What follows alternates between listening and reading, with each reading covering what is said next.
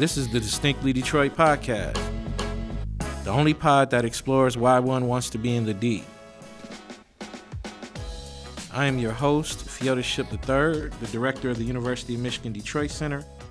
Join me as I interview students, scholars, leaders, and innovators about living, working, and loving in Detroit.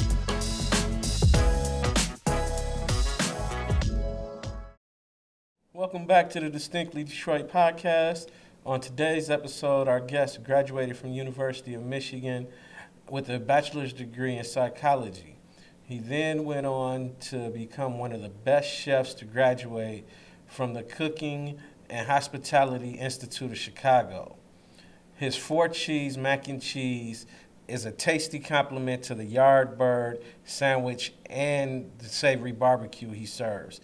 He is currently co-owns three restaurants, two in Detroit and one in Grand Rapids, and a food truck. Ladies and gentlemen, welcome.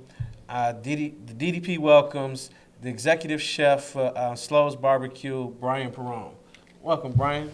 Thank you for having me. Appreciate you coming in. Appreciate you coming back. Well, Yeah. it's my pleasure. Yeah, we've actually had Brian on before, but due to some technical issues, we had to reshoot his episode, and he's kind enough to come back. We want to thank you for coming back. We want to thank you for your sponsorship of the podcast, and we're really excited to talk with you again. Well, thank you very much. I really appreciate being here. And I'm going to ask you the same question I asked before. I want, because our audience, me and my wife argue about this all the time. Say, is a pellet smoker cheating? I don't think you can say cheating. It's definitely a different way of doing things, but the end product is really the true test. So if you're pulling something off of there and it's good, then I don't, how you got there doesn't matter that much. Okay, That's how I feel. So, wife, there you go. From the barbecue professional, it's not cheating. So I am going to get one of these days. So what inspired you to go into the food industry or restaurant business? Well, when I was a student at Michigan, I worked at a couple of different restaurants there, and I found that I really enjoyed it. I worked there was a place called Touchdown Cafe up on South U. That was pretty hot spot back in the early 90s. Pictures of iced tea. Yeah, lots of wings. And that was really kind of my first cooking job. And I worked at Blimpie Burger for a little bit. Okay. A couple of, the crazy gyms. The hot spots in Ann Arbor. And then ended up taking a line job there was a place called Maud's that was over on 5th. And, that was really my first experience with line cooking, and I really enjoyed it. I just liked being in the kitchen. I liked doing the work. I liked making food, and that's kind of what pushed me into it. Okay. And how did you get started with your own restaurant? Well, so when I finished at U of M, I moved to Chicago, and I started working in kitchens there, and it was a lot more competitive there than I knew. So I was having a hard time getting a good job. I didn't really know how to cook really well yet. And there was a lot of good cooks in Chicago. So I ended up taking an office job through a temp agency. And it was sitting in a cubicle, and I was answering phones, and I was on a computer, and it was not what I wanted to do. It's really far from what it's not what I wanted to do. So that was really the impetus that pushed me to culinary school. And once I got into culinary school, I knew that was where I should be. So I quit the job in the office and took a job at a little French bistro, and got my butt kicked on the line. And then I went to a really fine dining place that was amazing, a restaurant called Zealous, under Chef Michael Towis, and was exposed to some really amazing ingredients and technique, and just incredible food. Cooked for some really some luminaries in the food world, Charlie Trotter and Eric Repair and Chef John George von Gerichten came in. I cooked for Michael Jordan there. Okay. Cooked for Bob Vila. So it was a really amazing experience. But then I ended up coming home to Detroit because of some family issues, and was still cooking. Worked for Matt Prentice out in Novi at the No. 6 Chop House, and did that for a little bit, and then decided I needed to do my own thing. So I left No. 6. I started doing a pop-up, which was, kind of before the time of the pop-up, really, selling burritos in the back of the Lager House over in Corktown during rock and roll shows. And I had this idea of becoming a television or creating a television show about cooking and rock and roll bands, because a lot of my friends from the area were all in bands at the time. And so we goofed around with that, and then it was there that I met Phil Cooley, who we opened the restaurant together. Okay. Yeah. Okay.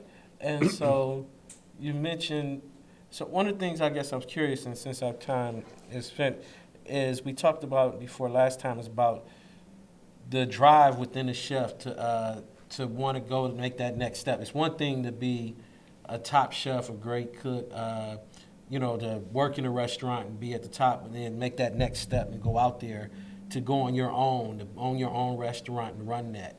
How do you, what drove you to make that transition? To take, it was one thing to be a good chef and successful and recognized, but to step out and want your own restaurant and take that risk. I've always had sort of an entrepreneurial spirit, and I knew that I was working really hard for Matt, and I was driving a long way to get out there, and the cost benefit ratio just didn't work for me. Like I wanted more for myself. I wanted to be my own boss. And it's funny, since the restaurant, got underway, and I've done it for, we're going into our 18th year now. We'll be 18 in September. Wow. I've learned quite a bit more about being an entrepreneur. What I thought was entrepreneurship was me just wanting to be my own boss. Yeah. There's a huge difference between, running a business and just being a good cook. And that's something that's a hard lesson, and I think it happens to a lot of people that want to be their own, want to run their own business. Knowing how to run a business is a lot different than knowing how to do the skill that you like to do or that you're good at. Yeah. They say the margins are razor thin in restaurants, so that's why so many of them fail. You can be a great chef, but if you don't understand business, I mean, there's a lot to it. There's a lot more to running a business and being a chef than there is to being a good cook. And I was a good cook when we started Slows. So Okay. I'm not sure if I've attained the level of good chef yet or not, but I'm definitely a better business owner. Okay.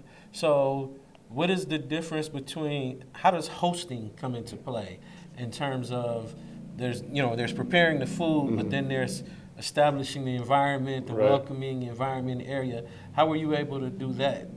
Well, I mean, I teamed up with a couple of guys that had good sense of space, I guess. And so Slows was a very inviting restaurant as soon as we opened the doors. The way that we built it and designed it, it felt welcoming and warm and already kind of broken in right when we got the place open. It didn't have there wasn't that newness kind of feel to it where it needed to find its own character. It had a lot of character built into it because we used a lot of recycled lumber there, and that was really out of ways to save money. We were trying to get open as inexpensively as possible. So a lot of the wood that's on the walls were the old joists that we took down and ripped down and then just sanded. One of our buddies was standing. I remember him standing out back with a little palm sander for days, just sanding boards down. I think that was really, that and the fact that there were not a lot of new restaurants happening at that time. So we opened in 2005, and that block hadn't seen a new restaurant since probably, who knows when. Well, you since just the White Castle, maybe. You just kind of stepped on my next question. Was just how did you choose to pick? How did you come to pick Detroit? I mean, especially Corktown area. In 2005, it was not like the city was booming. There's a bunch of stuff going on. No, really, it was 2003 when we started. Yeah. So, I think Tiger Stadium was still up. They hadn't started the teardown yet, but it was abandoned. Because Comerica Park had opened. The train station was abandoned. There was LJ's Sweetheart Lounge on the block, and the pawn shop, Gold Cash Gold, which is now EMA. And across the street, there was Chris Colte's recording studio. And that was it. There was another guy named Jerry who had purchased the building that Sugar House is in now, and he was going to open a bar. But there was nothing else over there. But for some reason, and it's the weirdest thing, but I used to drive by those buildings at night after leaving the Lager House, and I remember feeling like, wow, this is it. This is the spot. And I just kind of knew, So, I mean, I'm from Detroit originally. So, I was here, I was home, I was in my environment. My friends were all in bands and were doing well. And it was a fun place to be at the time. But something about that spot just kind of drew me. And then, when I was working at the Lager House, Philip had purchased one of the buildings. And this was in 2003 when I met him. And he just came up to me in the parking lot one night, and he said, "You're the burrito guy, right?" And I said, "Yeah." And he said, "I want to open a restaurant. I'm Phil. I bought that building down the street, and I want to open a restaurant." And I said, "Yeah, I do too." And that was just how it started. So, yeah. So you went from the burrito guy to barbecue pit master. Right. How'd you make that transition? I mean, how'd you decide to go from burritos to barbecue? Well, I mean, it was a long journey to barbecue, I'd say. We wanted to do fine dining. We wanted to do shared plates. We wanted to do wine bar. We wanted to do like all these, Phil wanted to do gyoza house. And all these different ideas kept popping up. And what are we going to do? What are we going to do? And the whole time we were actually working on the building, like trying to renovate the building. Yeah. I remember one night, I was driving behind the building with a buddy of mine, probably going from one bar to the other, I don't know. And I remembered a conversation that my brother and I had in Boston, when he lived in Boston, at a small little barbecue place in Somerville. And he was like, I think something like this would do really well in Detroit. And so that memory of that meal and that event came back to me, and I said, barbecue, let's do barbecue. And so that's just kind of how it occurred to me, because, in that location, like I already said, there was nothing over there. There was no way that we were going to be able to get any traction with, no matter how good my food was. People weren't going to come down there for shared plates and, a wine bar. And white glove dining. Yeah, in this abandoned block on Detroit. I mean, I like to think that I'm a good cook, but I'm not, I'm no superstar, So barbecue became the idea, and then it was shortly after that, it was Phil's birthday. He was living in the apartment above the third storefront in, which was going to be the restaurant at first. Okay. So we had finished his apartment. He was living up there, and I went up on the roof, and in the snow, and cooked some ribs and made some food, and we had a party for his birthday, and everybody was like, "Oh my God, this food's amazing. This is great." So it was kind of like our first test, and and so then we just went with it. Okay. So how did it go in terms of fleshing out the menu? I understand there's barbecue, there's certain elements to barbecue. Sure. How did you kind of fill out the menu? I mean, there's ribs and macaroni and cheese, but how did you come up with the rest of it? Well, I mean, the mac and cheese is something I'd been making for quite a while, and there was our original baked beans that I had already kind of been making for other things, just for friends and whatever. So I had kind of dialed those recipes in a little bit. The coleslaw. I really like your baked beans. Oh, thank you. Yeah, the ones now are they're better than the first ones for sure. So I was then once we decided on barbecue, I said, well, I guess I should get this figured out. So I had made and I remembered a sandwich. My brother said, "Dude, you got to make me a pulled pork sandwich." When he and I were living together right in the beginning of 2000s, and so we went to the store and I bought a grill and some pork, and I made this pulled pork sandwich. That is like the genesis of the Reason sandwich that's on the menu. Okay. So I had already kind of dialed in the coleslaw, and the sauce came later, but slaw, pickles, pork on bread, it's the way it's supposed to be, Yeah. So then when we started working on the restaurant, we went to a place in Detroit that sells used equipment, and that's where we found our first smoker, and lovingly named Charlene. So we brought the smoker in, Charlene, and got her hooked up, and I remember the first rib that I cooked out in there, it just blew me away. I was like, we're onto something, So I actually saved that first rib bone. I've got it. Oh, wow. It's got the original first rib out of that smoker, and then when I cooked the pork butts, they were just, I mean, it really worked out well. You know, like I had an idea, I knew kind of the rub, I had that sorted out, and it was really just getting an idea of the time and the temp, you know, but they're very forgiving cuts too, which is nice.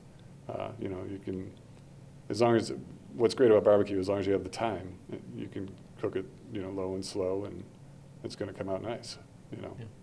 Okay. So what would you say Slow's signature dish is? Oh, well, I mean, we're probably most well known for the mac and cheese.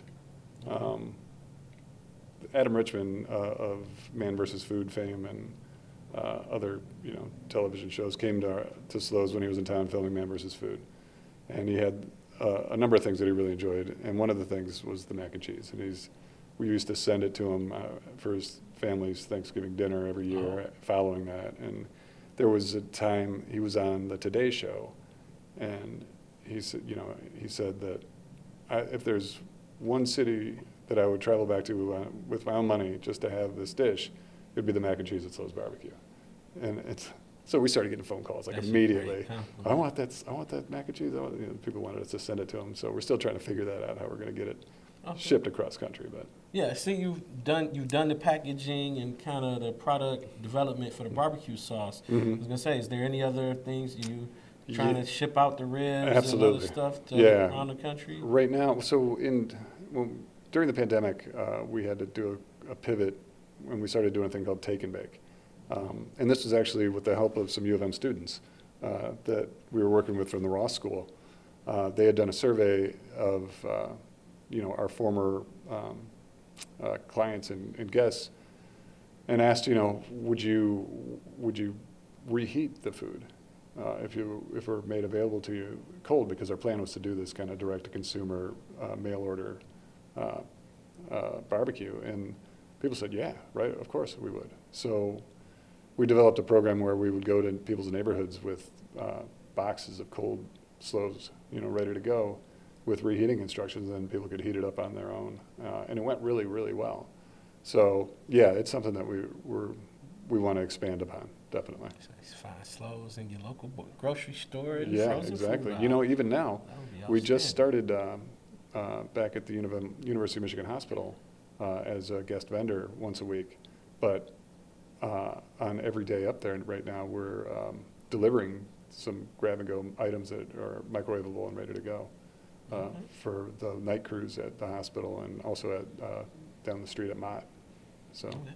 So again, you kind of jump in some of my questions with this, but I was curious. COVID affect us all. Like this podcast is an evolution of COVID. Sure. From us running a space and running a restaurant. What were some other innovations that you all came up with, or pivots, as we all utilize that term? Yeah. Well, I mean, we that adjusted to the new world order. That was the big one. Was the take and bake, but also, you know, we had to become a lot leaner. So we lost a lot of hours. We ended up closing the main restaurant in Corktown from March until September that year in 2020, just because we weren't set up for carryout out of that location. The other one was only 5 minutes away over here at To Go. Yeah. And so that place, we closed it down and did a lot of rehabbing in the building and tried to make it a little bit safer for people to want to dine in when they allowed us to reopen the restaurant and reopen the dining rooms. But excuse me, it was a big shift for us, because I mean, we've been open 7 days a week since 2005, you know. So, but we lost. So we closed a lot of hours down. We were just carry out only, and you know, touch free at Slows to Go forever. It seemed like, you know, where people weren't even coming into the place. So it was difficult. We trimmed up our staff a lot. There was a lot of people that decided not to come back. A lot of people that you know, they just moved on. And so we developed a very, you know, strong core of people that wanted to stay with us and work through the pandemic, which was great, and are still with us now, working hard. And it was in a lot of funny ways. It was good for the culture.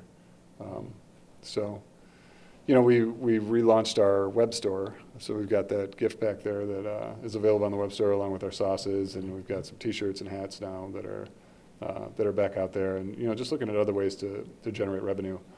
Our food truck, we had a trailer. It was 26 feet long and built for massive events, really. And in 21, I believe it was, we were up all night at Slows to Go serving Amazon. Amazon did a big Thanksgiving meal for all their employees at one of the facilities. And so we had multiple deliveries going out throughout the night. So we would have, 400, 500 meals going out, and then another 500 or whatever. So it was huge. And so we were in there, and it was like, 4 or 5 in the morning. My brother, who's our managing director with the restaurant, and also U of M alum, went back to our office in Corktown, and he saw that the trailer had been moved. It had been in the parking lot across the street. And he's like, oh, all right, well, they got the thing put away. And then when he came back out when it was light out, he saw that it had actually been stolen. Oh. So the trailer got stolen, and that was, like a huge hit because, we're in COVID, and there goes a huge asset. But fortunately, we were able to turn that around into a new food truck, which is great, which is more mobile, and it's actually a truck, not a trailer. So we've been, since then, going to neighborhoods. Since we got our hands on the truck, we were going to neighborhoods, and it's been, excellent source of revenue.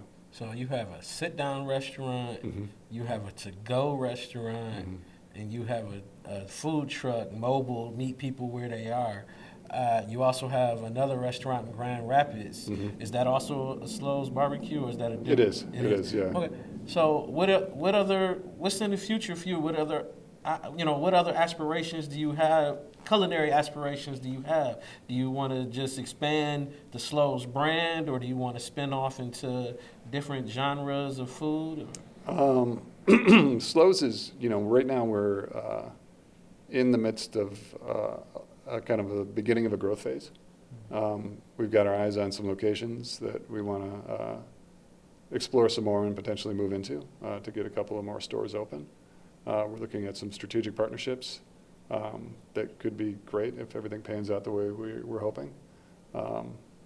So, right now the focus is really on growing the brand and adding value and really trying to build Slows beyond just our existing footprint. That's outstanding. Yeah. What advice do you have for aspiring chefs or restaurateurs? I think the number one piece of advice for a restaurateur is to really think deeply about whether or not you want to do this kind of work. It's very demanding, and it's high risk. A lot of people say it's the hardest job there is, to run a restaurant, which I don't think is probably true, but, probably Navy SEALs or something's a little bit harder than that. But it's a difficult job, and you have to really love it, and you have to be willing to make a lot of sacrifices to get it to where you want it to be, for it to be, as successful as possible. For chefs, I think the best thing to do is to try and learn as much as you can, from experienced people. Find a mentor or find a great chef that you can work under that will really teach you about, not only how to cook, but also how to run a business, how to manage, and how to lead, and kind of groom you into it. That's something that I wish that I had more of in my career, is more time with a seasoned chef that would really kind of have shaped me a little bit more. I really did a lot of it kind of on my own, out of my own kind of brashness, I guess, and my thought that I was some sort of Self-drive superstar. does a lot for people, though. Yeah, I was in the right place at the right time, that's for sure, and I definitely worked very hard. But I think I could have done things a lot more intelligently with a little bit more senior leadership or mentorship, so don't discount the value of asking for help, Okay. You see the movie The Menu? No, not yet. Man, okay. Yeah, you need to check it out. I heard there's a good I'll come back burger and in it. circle. Yeah, great burger at the end. But I'd be the metaphor for the service industry and engagement with customers, and the joy, and how customers can kind of suck the joy out of cooking and service from people. But check it out. I highly Okay. encourage it. I will. I'll circle back another time. I'll engineer a reason to bump into you. Sounds But good. we're going to transition to what we call our lightning round. Sure. And these questions are different than last time, but this is where we ask every guest the same set of questions to get more about your engagement with the city of Detroit and how Okay. you interact and what you think of the city and some of its icons and things of that nature. Great. And the first question is, and I know it's maybe difficult for you as a restaurateur, but what's your Coney Island order? Oh, wow. So, I mean, I was always a Lafayette guy, and I would get, 2 with everything and chili cheese fry with onions, Okay. all the time. It's been a while, but that was it. Okay. And who's your favorite Detroit athlete? So, when I first moved back to, is this current athlete? Anytime. Yeah, Anytime. Detroiter, all the time. When I first moved back to Detroit, I was working at a Whole Foods in Rochester, and Barry Sanders used to come in. Okay. And, I've always had great respect for Barry, and, it was cool just to, see him out in the world, and, he was an amazing football player, Okay. Better Made or, Fago or Verner's? Gotta go with Fago. Okay. Better Made potato chips or Lay's? Oh, Better Made, no doubt. Okay. The Better Made hot chips that's what I grew up on. Better Made hot chips. That's the one. Yep. Favorite Detroit sports team? It's the Tigers. I'm a baseball fan. I love going to the games. Yeah. So, favorite Motown artist? And it doesn't have to be a specific Motown artist, but favorite performer from the city of Detroit. Oh, well, yeah, that's different. If it's Motown, I was going to say Aretha just because, she was Aretha. Yeah. Yeah. Okay. But from Detroit, music from Detroit, it's hard to say. It's immediate. It's so broad. There's so many great bands that came from this town. Okay. Where do you like to go in the city? Well, I love Belle Isle. I think it's a lot of fun, with the kids, and there's so many things to do out there. I don't get downtown as much as I did. Every time I go down there, it looks like it's different. Yeah. Like something has changed. So there's another building up, or there's something else going on. I just drove through Campus Martius the other day, and I was like, "Whoa, what's this snow thing going on here?" So the Midway or something, I think it was called. Yeah. But my son's playing with DCFC now in their development league. He's 9, so he's got a ways to go. But Keyworth Stadium is great to go to the games, the soccer games. I love going down to the field house for their practices and their games over there, the Detroit City Field House. I'm trying to think where else. I've been wanting to get into the Velodrome. Okay. I haven't done that yet, but. For our listening audience who may not know what that is. Oh, yeah. So there's a Lexus Velodrome right on 75 over at Mac, which is, it's right down the street from here. And a velodrome is an indoor track for cycling, Olympic-style cycling. Yeah, Detroit is getting real bougie. Okay. Last question is, where can we find you? I've got a Twitter. It's @SlowChef that I don't really use. And that's, otherwise probably just through the website, slowsbarbecue.com. You can come in the restaurant and pound on the table. Yeah, you could do that. I don't know if it's going to work, but please come in the restaurant. Yeah. Okay. Well, thank you, Brian. Again, we appreciate you coming in.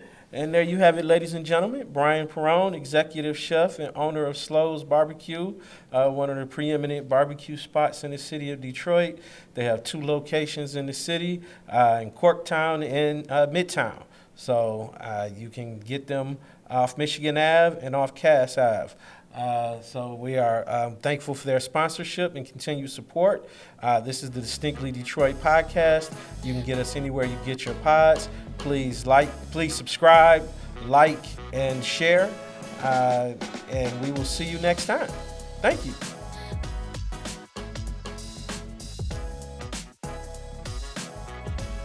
Thank you for listening to the Distinctly Detroit podcast. This is a production of the University of Michigan Detroit Center, and you can find us anywhere you get your pods. Please rate, review, and subscribe. This podcast is directed and produced by Marlon Franklin, edited by Taylor Henniger, with writing contributions by James Neely and Leah Allen. Thank you for listening.